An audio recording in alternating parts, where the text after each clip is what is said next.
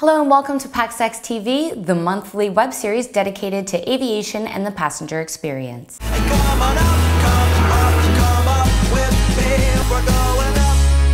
I'm your host, Maryann Simson, and in this month's episode we'll be talking about the first scheduled flight between the US and Cuba in more than 50 years, global aircraft tracking, and how one airline's making a big splash with social media. First though, a quick message from our sponsor, Panasonic Avionics.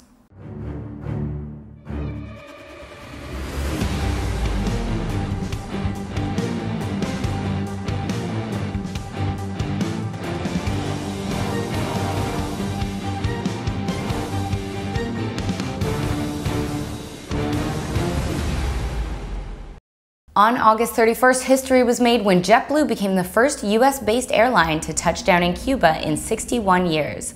Chilly relations between the old Cold War rivals have been thawing over the past few years, and the restoration of air services has been long awaited by many. Runway Girl Network's own Seth Miller was invited by JetBlue to take part in the inaugural flight. Ladies and gentlemen, JetBlue as the first American carrier landing in Cuba after more than 50 years. Welcome to Santa Clara Airport, where the local time is 10:57. Some inaugurals are more special than others. Leaving Fort Lauderdale en route to Santa Clara, Cuba on JetBlue's Flight 387 the morning of August 31st was perhaps the most significant I'll ever get to be a part of. It was the first commercial air service between the two countries in more than 50 years. The first flight was a tremendous party, with mostly media on board, but the planes are very quickly expected to switch to carrying family members visiting loved ones across Cuba and helping businesses support the expected growth as relations with the U.S. thaw and direct investment is established. Over the next 2 months, more flights will be added to smaller cities in Cuba, such as Santiago de Cuba, Cienfuegos, and Holguin, eventually reaching approximately 140 weekly flights from either Fort Lauderdale or Miami, with service dominated by American Airlines, JetBlue, Silver Airways, and Southwest Airlines. From late November into early December, that will further expand to include service to Havana, adding an additional 20 daily flights to the market, mostly from South Florida again, but also from airline hubs in New York, Atlanta, Los Angeles, and more. A busy reporter this month, Seth also took part in an educational day at the offices of Panasonic Avionics, a market-leading supplier of in-flight entertainment and connectivity solutions to aircraft. When we think about in-flight connectivity, most of us think, great, I can check my emails, update my social media accounts, maybe even stream some video. And these are all things that the connected aircraft enables us to do. But connectivity also plays a big role in aviation safety, especially as the industry looks to be compliant with global tracking mandates set forth by the International Civil Aviation Organization. In an interview with the company's director, Seth Miller finds out what Panasonic Avionics is doing to help airlines track their aircraft anywhere in the world. We want to be able to enable an airline to have internet connectivity, use the flight link system for their pilot connectivity, or have both and be able to track their planes through either means. What are the different levels to which you're able to track aircraft today, both in terms of frequency and timing, and also sort of what information you're able to pull off the plane?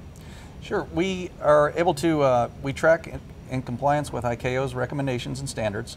Those are being implemented worldwide now. Some countries have adopted them, some countries have adopted more stringent requirements than those, and some countries are still working on what portions they will and won't implement. So we've kept track of that. We're making sure we meet or exceed all of those requirements. We have a couple countries where we operate that are in the exceed category.